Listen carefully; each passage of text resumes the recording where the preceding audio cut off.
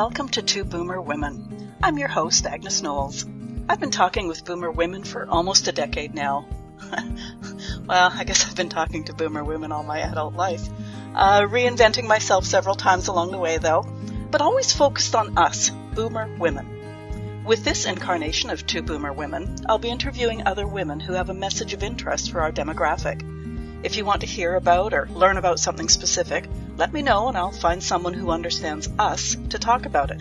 There's a contact page at twoboomerwomen.com. If you want to be a guest on Two Boomer Women, bring it on. There's an application form at the website too. Finally, this show is all about conversation. We women know its value. We know how to do it, and we must perpetuate the art form. So let's get started with today's show.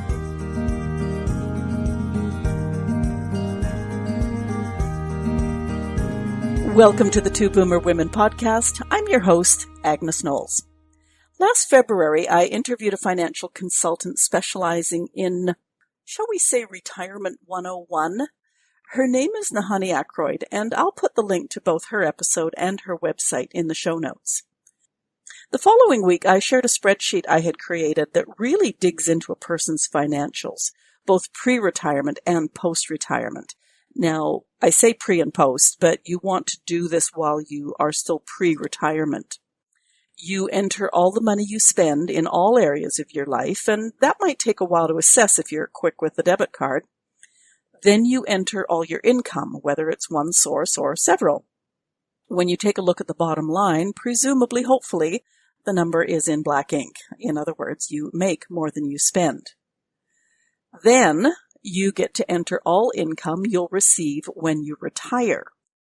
All the fields auto-populate, and when you look at the new bottom line number, hopefully you'll still be in the black. If the ink is red, you can play with your expenses. They're all listed, and decide if you can reduce your spending in a few areas to get the ink back into the black. And if you can't, you'll probably be wondering, how do I retire but still bring in some money? Recently, my guests have been talking about options for boomers who are really tired of their current 9-to-5 for a variety of reasons. My first guest in this unplanned series was fortunate to be able to make ends meet as she was married to a man who supported her decision to leave her workplace, and they had been super fiscally responsible all their married life. So she retired. Fully. I'm not sure if she's the norm, however, and especially if you're a single woman, you may need to figure out income replacement before you divest yourself of your current employment. And that's where subsequent guests have come in, and there will be at least one more next week. In talking to my recent guests, it became clear that my income outgone analyzer is a useful tool. There's nothing like basic black and white to make a picture clear. And you can do all this by yourself in the privacy of your own home. There is no one to judge. So I'm replaying the episode where I explained the spreadsheet. Plus there's a video at the website so you can see it in action and download your own copy. I've created several other pre-retirement tools over the years, and you can access those by enrolling in a short course I created. And I'm giving it away free because I think this sort of info is vital to know before you hand in your notice. Trust me, I've known women who were completely ill-prepared for retirement, had no idea how far their pensions wouldn't go, and have had to sell belongings, vehicles, and even in one case, her home. So thanks for tuning in this week. Here we go. Welcome to Two Boomer Women. It's Agnes flying solo today, and solo by design this week. Last week, it was very cool to have certified financial planner Nahani Ackroyd on the show, discussing scenarios and options for boomer women. If you missed it, look up last week's episode, February 17th. And if you're unclear or have any reservations about what the financials could look like for you, it's well worth the listen. As I was prepping for that show, I remembered that I had, a few years ago, prepped a spreadsheet to help you figure out what the reality of your financial life looked like. Well, I dug it out, I dusted it off, and I'm going to go over it today. While this is a voice-only podcast, I'm recording it in video form as well. The link to the video is in the show notes, or you can find it at twoboomerwomen.com. If you find the sound of the spreadsheet interesting, you can download a copy for yourself at the website also. The terminology in the spreadsheet is Canadian, but if you're from elsewhere, insert the appropriate comparable terms. It's the formulae that are important. So let's get started. The spreadsheet is called an income outgone worksheet. Seemed appropriate to me. Remember that this is information only. First of all, you'll fill it out on your own computer so no one else can see it. And numbers are numbers, and knowledge is power. It is if you do something with it. One of the reasons I created this, and I mentioned it in last week's episode, is that I've known women who had to sell vehicles, even their homes, because they didn't do the math ahead of retiring. As an aside before I get started, that's where the Nahanis of the world come in. Get professional advice. I'm not going to rehash the entirety of last week's episode. If you haven't checked it out yet, do that as soon as we're done here. Given that this is the audio only of a video, I'll try to be as explanatory as I can. Okay, the income outgone Excel worksheet. Here it is. Now, the formulae are all in here, which makes it a little bit easier with any luck. I'm going to try to keep it really super simple. Lots of round numbers here, and this, as I say, are just anybody's numbers. I wish this was my life. Okay, in real life, you are probably paying down a mortgage or you pay rent every month. And as you get closer to retirement, if you own your own home, then obviously these numbers are going to change. But this is the way I'm going to fill it out for today. If you choose to go to the website and download it, you're going to do it your way anyways. So let's start with rent of $2,500 a month. Tax on the rental is, I don't know, $450 a month. Now you can see up here there are weeks, but a lot of these expenses only happen once a month, so I'm just going to work, I work over here. Repairs, rainy day fund, let's say you're putting in $100 a month for that. If you are strata, you might have association fees. Down here, the electrical, as I say, I'm going to keep the numbers simple. You're paying $100 a month there. Your water might be another $50 a month. Phone, if let's say you don't even have a landline, I'm going to put one number in here at the bottom because you actually have a package deal of $180 a month for your TV, cell phone, and internet. Okay, so scroll down a bit more here. Do you have life insurance? Let's say you do, and you are paying $85 a month for that. Do you have disability insurance? Maybe you're covered at work, you don't have that. Health insurance, critical illness. Nahani and I talked about this last week. I am a firm believer in it, and so is she. And I think you should have it. I'm going to tuck in another 85 there, just a nice, easy number. Okay, so transportation, do you have a car that you're still paying down? I have no idea what car payments are these days. I tend to drive older cars, but let's say you're paying $250 a month, and insurance is maybe $150 a month, depending on where you live. Once again, this is pretty crazy. Gas, as I make this video, it's the time of COVID, so I know I'm not spending a heck of a lot, but each month, let's say you put, I don't know, $150 in. Repairs and maintenance, again, maybe a rainy day fund. Let's go, easy, $50 a month. So some of this you can see that you might be able to put in weekly amounts here, $10 each time. Do you want a quick lesson in Excel? See the little square down there? If you drag it over, you load up each box with the same number. Works well. Say the tolls and the parking are, let's just go taxis. And you only get a taxi a couple of times a month. If you're going out in the evening, you don't want to drink and drive. So let's say, $75. And then a few spaces there for the anythings of the world. Okay, debt payment. You have a credit card. You are paying, hopefully you pay it off every month, but just say you've got a bit of debt, you're paying $100 a month. Credit card number 2, probably, let's hope you don't have that, but we'll put another $100 in there. Line of credit, if you own a house, you might have a line of credit. You did some renovations, and that might be $250 a month to pay that down. Okay, if you are getting close to retirement, chances are you don't have daycare, babysitting, school tuition, any of these. That's your call if you want to put anything in there. Groceries, once again, you can put this in by the week. Let's say you are spending $150 a week on groceries. Same thing applies, $150 a week. We'll drag it across. It self-loads.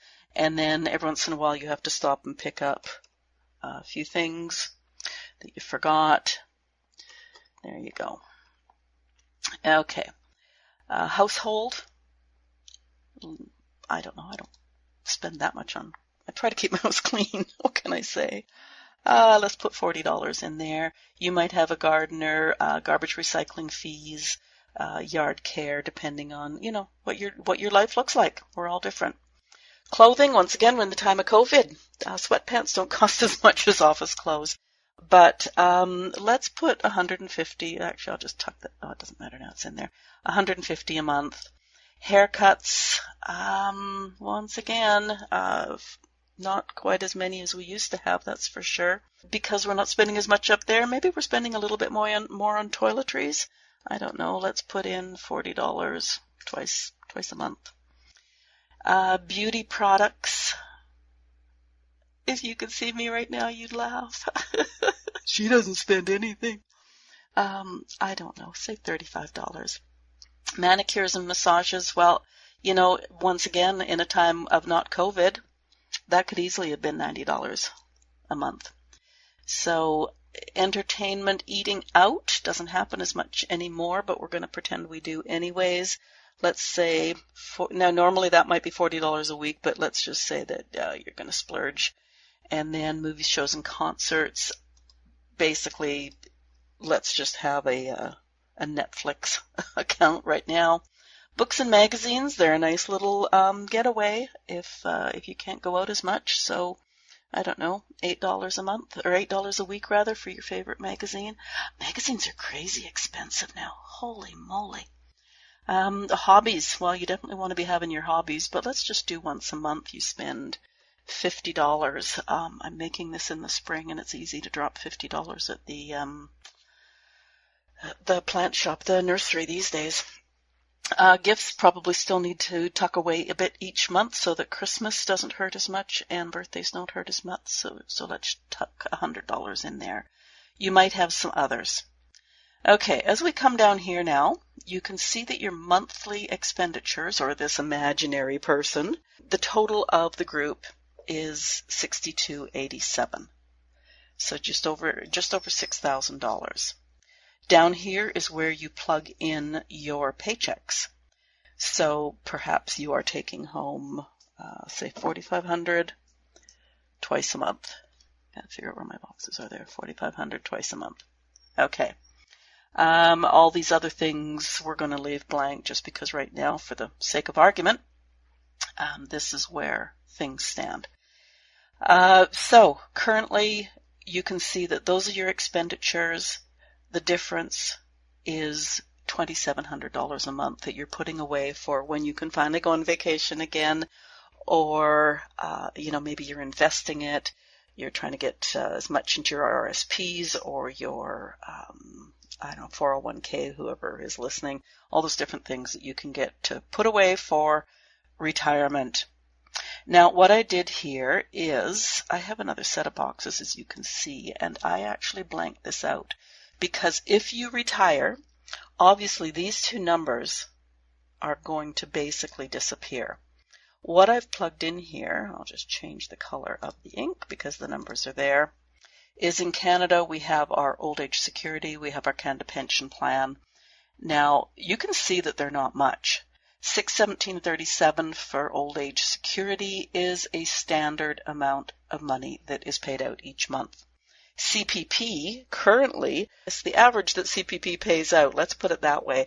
And this is the amount that you've paid into all your working years. So if you have not worked at all, this number may not exist.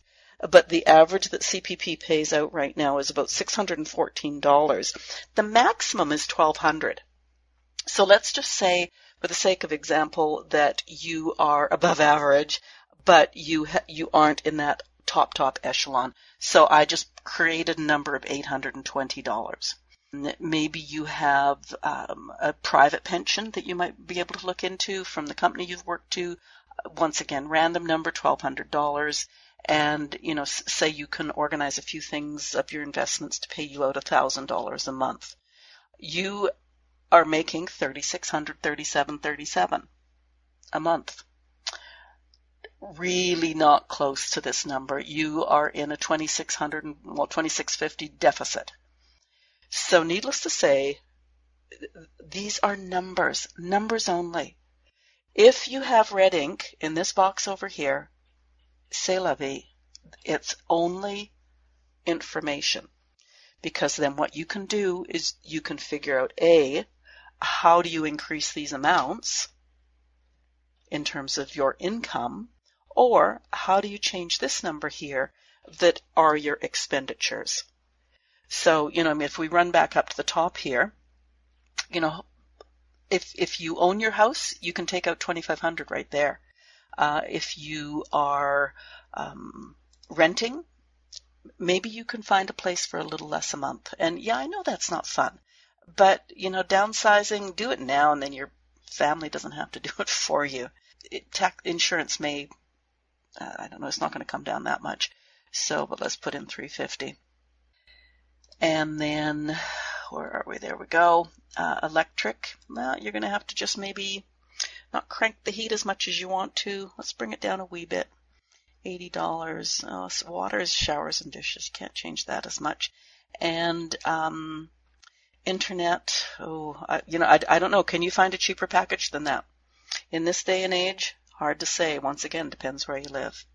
Life insurance. That is what it is. Now, there are options there, too, that you should be discussing with a financial professional. If things are expiring now and coming back, like if you've had a term insurance policy and you're now looking at something that costs an arm and a leg because you're in your 60s, don't just write it off, especially if you have dependents or a mortgage or taxes to pay on your investments. Check it out, talk to a professional, see what the options are. Critical illness, well, once again, the chances of getting something exist, so if you've got that, you don't want to dump it. Car payments, hopefully you can pay off your car. And, sometimes you just can't, sometimes you don't need to drive a fancy car. Anyways, if you're not working, you're not talking to clients, you're not doing that sort of thing. So I'm in fact going to take the car payment out. You do still have to have insurance, unfortunately.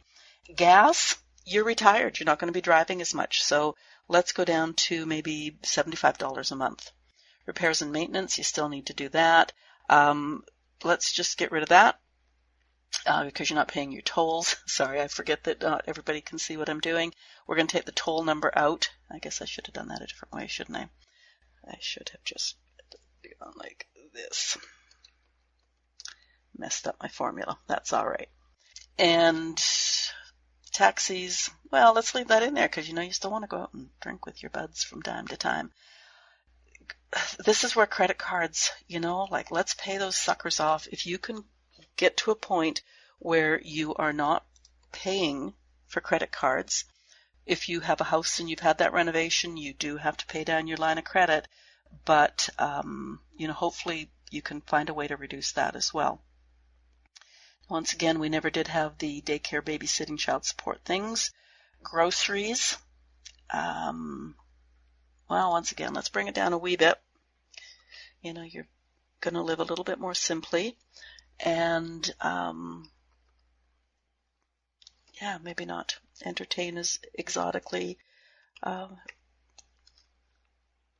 we go. Okay.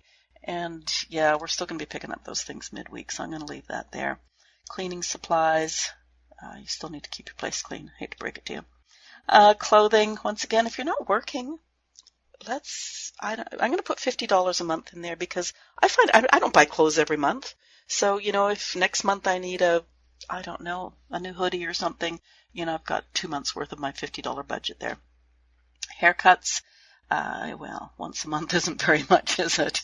Toiletries, I really hate bringing these ones down because, sometimes it's just about how you feel.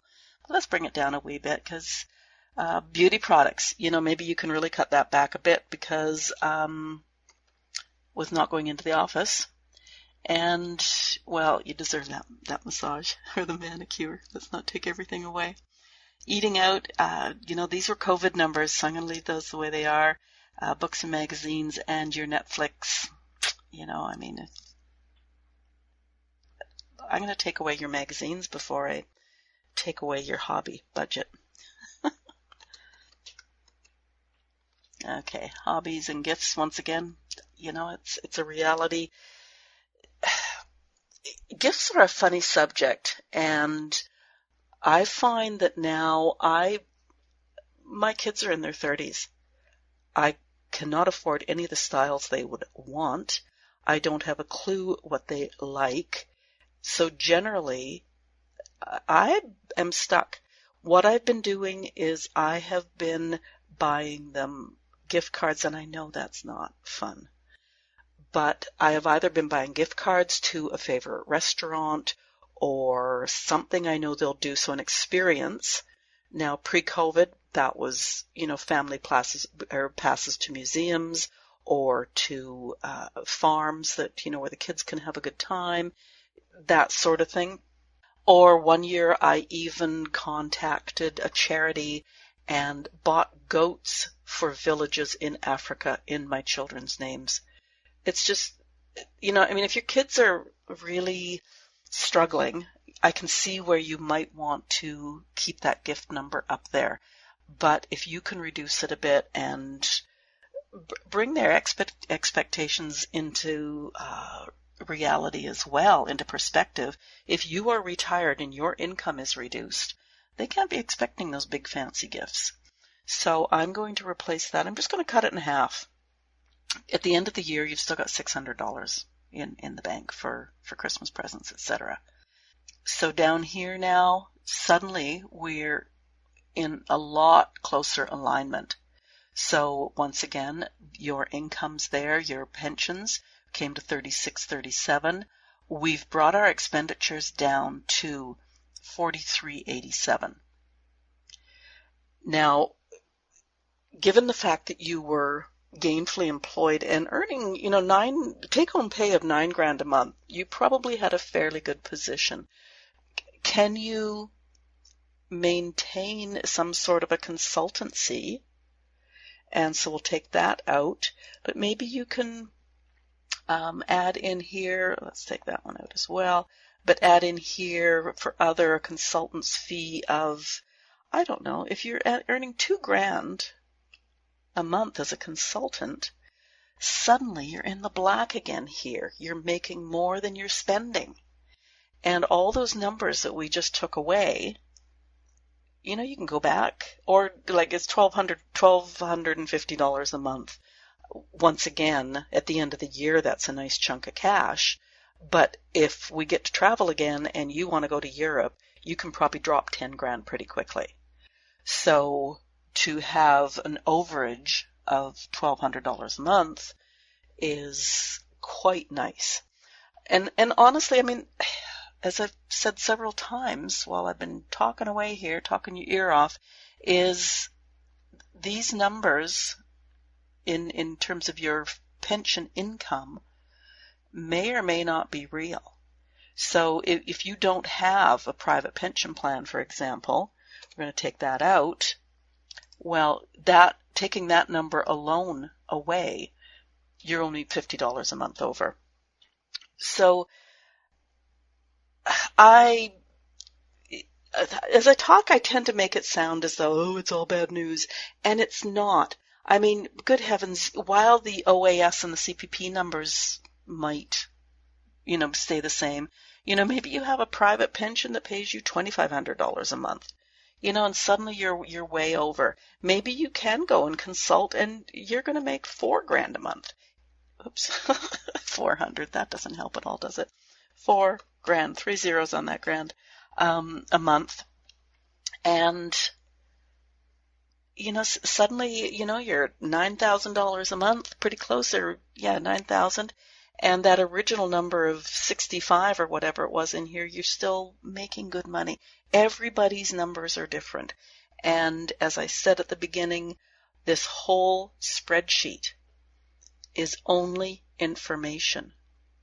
You know, if down here under personal care, if you spend $400 a month on clothes and $100 a week on your hair, and your toiletries are $300 a month, your beauty products are, I don't know, $80 a month, and you get a massage to the tune of $120 every week, that's your lifestyle.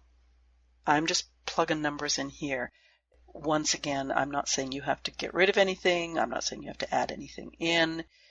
It's just information. And I really hope that you will take me up on my offer to go to the website and download a copy of the spreadsheet. The formula are all there. I mean, as you noticed, everything got added up as we went. I will even I'll leave these parts in here where it says OAS, CPP, private, other, just because then the formula are maintained. But, you know, it'll just self-populate. Everything adds up as you go, and it's just information. Now, as I was digging out this spreadsheet, the other thing that I remembered is a couple of years ago, I created a course for pre-retirement planning. And I'm actually I went in and dusted that off as well. I changed the price to $0 because it's now a couple of years old. And if you want to go in and register for that and go through, it's planning in every way, shape, and form. Where would you like to live? What would you like to do? What are you going to drive? Who are you going to see? Are you going to live next door to the kids, or are you going to go to Barbados and, you know, buy a cottage on the beach? Just all those ideas, plans, because I think so often we think of retirement more as an age instead of a lifestyle. And boy, once you retire and you don't have that job 5 days a week, trust me, your life and your lifestyle become really, really important.